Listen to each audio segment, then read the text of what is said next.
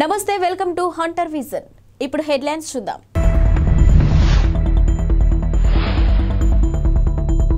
హైదరాబాద్ కు CM Revanth Reddy airport నుంచి నేరుగా అసెంబ్లీకి.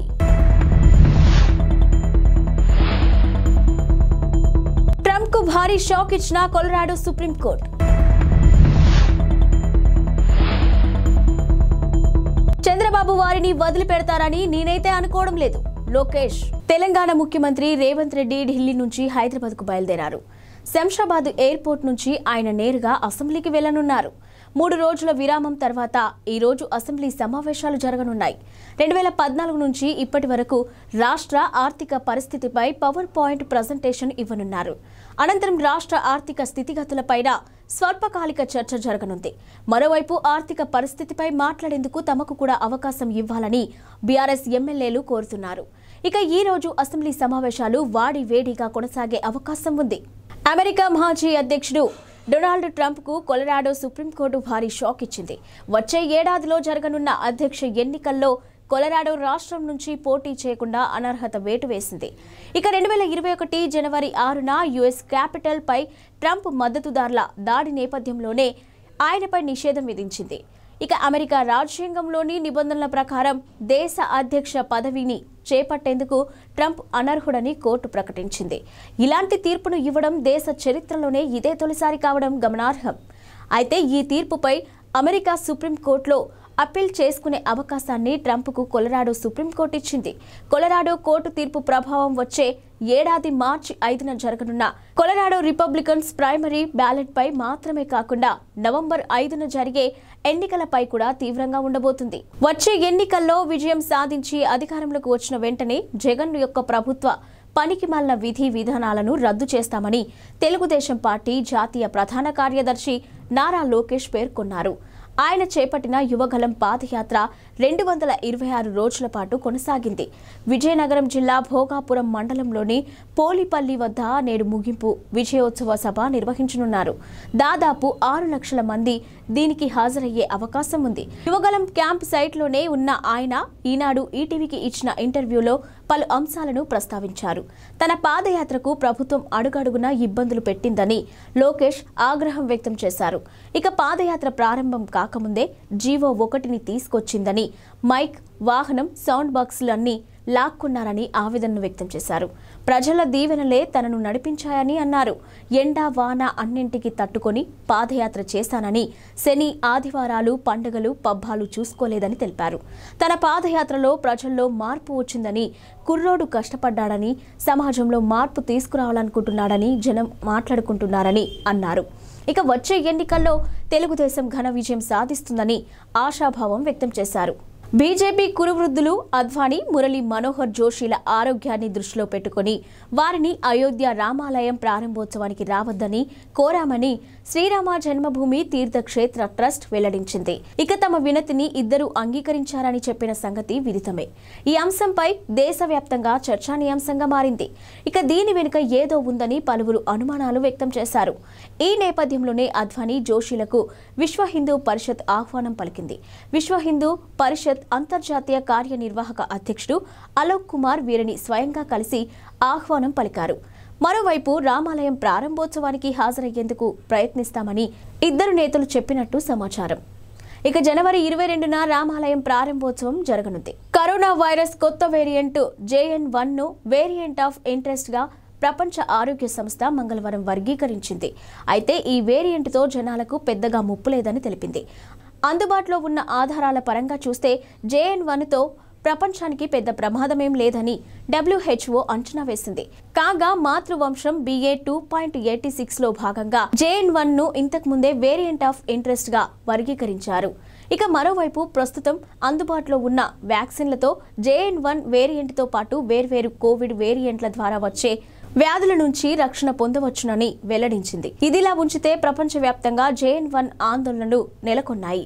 ఇక JN.1 వేరియంట్ను మొదటిసారి అమెరికాలోని సెప్టెంబర్ నెలలో గుర్తించారు. గత వారం చైనాలో కూడా 7 కేసులు నమోదయ్యాయి. ఇక డిసెంబర్ 8 నాటికి అమెరికాలో నమోదైన మొత్తం కరోనా కేసుల్లో 15% నుంచి 29% మాత్రమే JN.1 వేరియంట్ కేసులేనని US centres for disease control and prevention అంచనా వేసింది. అయితే ఇతర వేరియంట్లతో పోల్చితే JN.1 ప్రజారోగ్యానికి ఎక్కువ హాని కలిగిస్తుందని చెప్పడానికి ఎటువంటి ఆధారాలు లేవని CDC చెప్పుకొచ్చింది. వైసీపీ నేత, విజయవాడ డిప్యూటీ మేయర్ శైలజారెడ్డి భర్త అవుతూ శ్రీనివాసరెడ్డి కోర్టు ఆగ్రహానికి గురయ్యారు. 2015 నాటి కేసులో మంగళవారం కోర్టు వాయిదాకు వెళ్లాల్సి ఉండగా తనకు బదులు డ్రైవర్ను పంపించారు. దీంతో ఆయనపై జడ్జి సీరియస్ అయ్యారు. పర్యవసనంగా ఆయన క్షమాపణలు చెప్పాల్సి వచ్చింది. శ్రీనివాసరెడ్డి మంగళవారం కోర్టు వాయిదాకు హాజరు కావాల్సి ఉండగా వ్యక్తిగత డ్రైవర్ మురారిని పంపించారు. కోర్టు గుమస్తా నిందితుల పేర్లు పిలవగా కేసులోని నిందితులతో పాటు మురారి కూడా కోర్టు హాల్లోకి ప్రవేశించాడు. అయితే వయసు వ్యత్యాసంతో పాటు అతడు తడబడుతుండడాన్ని కోర్టు సిబ్బంది గమనించారు. అనుమానం వచ్చి ఆరా తీయడంతో అసలు విషయం వెలుగు చూసింది. తాను శ్రీనివాసరెడ్డిని కాదని డ్రైవర్ మురారి అని అంగీకరించాడు. దీంతో జడ్జి గాయత్రీదేవి ఆగ్రహం వ్యక్తం చేశారు. శ్రీనివాసరెడ్డిని కోర్టుకు పిలిపించారు. న్యాయస్థానాలంటే ఆషామాషి అనుకుంటున్నారా అని ఆగ్రహం వ్యక్తం చేశారు. మరొకరిని పంపించడం ఏంటని నిలదీశారు. ఏదైనా ఉంటే న్యాయవాదికి చెప్పాలి కానీ ఇలా చేయడం ఏంటని ప్రశ్నించారు. అనంతరం శ్రీనివాసరెడ్డితో సంజాయిషి లేఖ రాయించి పంపించారు. దుబాయ్ వేదికగా మంగళవారం ముగిసిన IPL 2024 వేలంలో సంచలనాలు నమోదయ్యాయి. ఫ్రాంచైజీలు కోట్ల రూపాయలు కుమ్మరించి మరీ ఆటగాళ్లను దక్కించుకున్నారు. తక్కువ బేస్ ధరతో అందుబాటులో ఉన్న పలువురు ఆటగాళ్లను కేవలం 20 లక్షల బేస్ ధరతో ఉన్న ఓ కుర్రాడిని గుజరాత్ టైటన్స్ ఏకంగా 3.6 కోట్లు పెట్టి కొనుగోలు చేయడం దేశవ్యాప్తంగా సంచలనంగా మారింది. వేలంలో అందరి దృష్టిని ఆకర్షించి రికార్డు స్థాయికి ధరకు అమ్ముడుపోయిన 21 ఏళ్ల ఈ కుర్రాడి పేరు రాబిన్ మించ్. టీమిండియా మాజీ కెప్టెన్ MS ధోనీకి వీరాభిమాని అయిన రాబిన్ మించ్ జార్ఖండ్కు చెందిన గిరిజన యువకుడు. ముఖ్యమంత్రి రేవంత్ రెడ్డి తెలంగాణ భవన్ అధికారులను మందలించినట్లుగా తెలుస్తుంది. ఢిల్లీలోని తుగ్లక్ రోడ్ అధికారిక నివాసం వద్ద నేమ్ ప్లేట్ తయారీలో అధికారులు నిర్లక్ష్యం వహించారని తలంటు పెట్టినట్లుగా వార్తలు వచ్చాయి. అధికారిక నివాసానికి పెట్టిన నేమ్ ప్లేట్లో తెలుగు, హిందీ, ఇంగ్లీష్ భాషల్లో రాయించిన తెలంగాణ భవన్ అధికారులు ఉర్దూని విస్మరించారు. తెలంగాణలో 2వ అధికార భాషగా ఉర్దూ ఉంది. అయితే ఉర్దూని విస్మరించి 3 భాషల్లో నేమ్ ప్లేట్ అధికారులు తయారు చేయించారు. ఈ క్రమంలోనే ఉర్దూని కూడా కలిపి మరో నేమ్ ప్లేట్ బోర్డు తయారు చేయించాలని సీఎం రేవంత్ రెడ్డి ఆదేశించారు. తాము అధికారంలోకి వచ్చిన వెంటనే మత్స్యకారుల పొట్టకొడుతూ జగన్ ప్రభుత్వం తీసుకొచ్చిన జీవో 217ను రద్దు చేస్తామని టీడీపీ జాతీయ ప్రధాన కార్యదర్శి నారా లోకేష్ తెలిపారు. పద్ధతి ప్రకారం విద్యుత్ ఛార్జీలను తగ్గిస్తామని, చెత్త పన్ను, వృత్తి పన్నులను రద్దు చేస్తామని హామీ ఇచ్చారు. ప్రస్తుతం యువగలం క్యాంపు సైట్ వద్ద ఉన్న ఆయన ఈనాడు ఈటీవీకి ప్రత్యేక ఇంటర్వ్యూ ఇచ్చారు. తాము అధికారంలోకి వచ్చాక చేయాల్సిన పనులు చాలా ఉన్నాయన్న ఆయన రాష్ట్రాన్ని అభివృద్ధి పథంలో నడిపించి చూపిస్తామన్నారు. తాము అధికారంలోకి రాగానే మళ్లీ పరిశ్రమలను తీసుకొస్తామని, ఉద్యోగాలు ఇస్తామని, రోడ్లకు మరమ్మతులు చేస్తామని పేర్కొన్నారు. ప్రస్తుతం రాష్ట్రంపై 11 లక్షల కోట్ల అప్పు ఉన్నట్టు చెప్పారు. 2014 ఎన్నికల మేనిఫెస్టోలో ఇచ్చిన హామీల్లో దాదాపు 90% నెరవేర్చామని తెలిపారు. పేదల కోసం దాదాపు 120 సంక్షేమ కార్యక్రమాలు అమలు చేసిన ఏకైక పార్టీ టీడీపీయేనని స్పష్టం చేశారు. ఆహా OTT సెంటర్కు వచ్చిన మా ఊరి పొలిమేర 2 సినిమాకి అనూహ్యమైన రెస్పాన్స్ వచ్చింది. ఆయా తర్వాత వచ్చిన రాక్షస కావ్యం సినిమా కూడా సందేశం పరంగా మంచి మార్కులనే కొట్టేసింది. ఇప్పుడు ఇదే ప్లాట్ఫామ్ పైకి రావడానికి కరీంనగర్ సినిమా రెడీ అవుతుంది. మోస్ట్ వాంటెడ్ అనేది ట్యాగ్ లైన్. ఈ సినిమాను ఆహాలో ఈ నెల 22వ తేదీ నుంచి స్ట్రీమింగ్ కానుందని తెలిపారు. అందుకు సంబంధించిన పోస్టర్ను అధికారికంగా రిలీజ్ చేశారు. ట్రైలర్ను కూడా వదిలారు. స్క్రీన్ ప్లే, సంభాషణలను రమేష్ ఎలికేటి సమకూర్చగా బాలాజీ భువనగిరి దర్శకత్వం వహించారు. సాహిత్య సాగర్ సంగీతాన్ని అందించాడు. ఒకవైపున రాజకీయం, మరోవైపున రౌడీయిజం నేపథ్యంలో జరిగే ఈ కథ నడుస్తుందనే విషయం ట్రైలర్ను బట్టి అర్థమవుతుంది.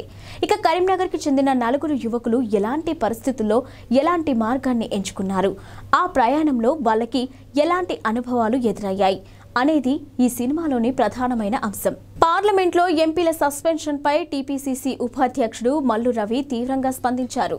మంగళవారం ఆయన గాంధీ భవన్లో మీడియాతో మాట్లాడుతూ 78 మంది ఎంపీలను ఒకే రోజు సస్పెండ్ చేయడం పార్లమెంటు చరిత్రలో ఇది మొదటిసారి అని ఆగ్రహం వ్యక్తం చేశారు. కేంద్ర ప్రభుత్వ వైఖరిపై పార్లమెంటరీ వ్యవస్థకు తీరని మచ్చ అని అన్నారు. అఘంతకులు పార్లమెంట్లోకి వెళ్లడం దేశ చరిత్రలో దారుణమైన సంఘటన అని అన్నారు. ఇంకేమైనా ప్రమాదం కలిగి ఉంటే పరిస్థితి ఎలా ఉండేది అని ఆవేదన వ్యక్తం చేశారు. ఇక ఆయన ఆందోళన వ్యక్తం చేశారు. పార్లమెంటు భద్రతపై చర్చించేందుకు అధికారిక పక్షం ఎందుకు భయపడుతుంది అని ప్రశ్నించారు. కేంద్ర హోంమంత్రి ఈ అంశంపై స్పందించాలని డిమాండ్ చేశారు. వికసిత్ భారత్ అంటే ఇదేనా? బీజేపీ ప్రభుత్వం సిగ్గుపడాలని దుయ్యబట్టారు. ఇక పార్లమెంటుపై ముష్కర్ల దాడి జరిగిన రోజే ఈ ఘటన జరగడం భద్రతా వైఫల్యమే అన్నారు. ఈ అంశంపై పార్లమెంట్లో చర్చ జరగాలి. ప్రజలందరికీ అన్ని విషయాలు తెలియాలన్నారు. ఇవాళ ఢిల్లీలో కాంగ్రెస్ నాయకత్వంలో టీమిండియా కూటమి సమావేశమైంది.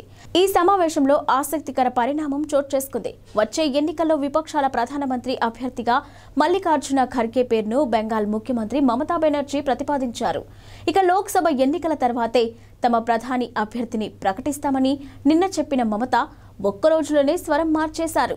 ఇండియా కూటమి ప్రధాని అభ్యర్థి ఖర్గే అంటూ నేటి సమావేశంలో పేర్కొన్నారు. ప్రస్తుతం ఖర్గే కాంగ్రెస్ పార్టీ జాతీయ అధ్యక్షుడిగా ఉన్నారు. కాగా మమత ప్రతిపాదనకు ఇండియా కూటమిలో 12 పార్టీల నుంచి మద్దతు లభించింది. అంతేకాదు ఇక ఊహించని రీతిలో ఢిల్లీ సీఎం అరవింద్ కేజ్రీవాల్ కూడా ఈ ప్రతిపాదనకు సానుకూలంగా స్పందించారు. దేశానికి తొలి దళిత ప్రధానిని అందించేందుకు ఇదొక మంచి అవకాశమని కేజ్రీవాల్ పేర్కొన్నారు. కర్ణాటకకు చెందిన మల్లికార్జున ఖర్గే దళిత వర్గానికి చెందిన వ్యక్తి అని తెలిసిందే. అయితే ఈ ప్రతిపాదనకు ఖర్గే నుంచి వ్యతిరేకత వ్యక్తం కావడంతో మమతా బెనర్జీ సహా ఇతర విపక్ష నేతలు కూడా నిరాశకు గురయ్యారు. మమత ప్రతిపాదనను ఖర్గే సున్నితంగా తోసిపుచ్చారు. తాను అణగారిన వర్గాల కోసం పనిచేయాలని మాత్రమే కోరుకుంటున్నానని స్పష్టం చేశారు.